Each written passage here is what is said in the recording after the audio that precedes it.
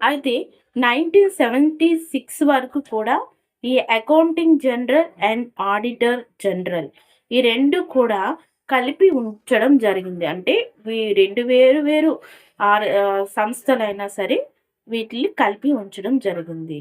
అయితే 1976 వరకు దీన్ని ఏమని పిలిచేవాళ్ళు అంటే సీఏఏజీ అని పిలిచేవాళ్ళు.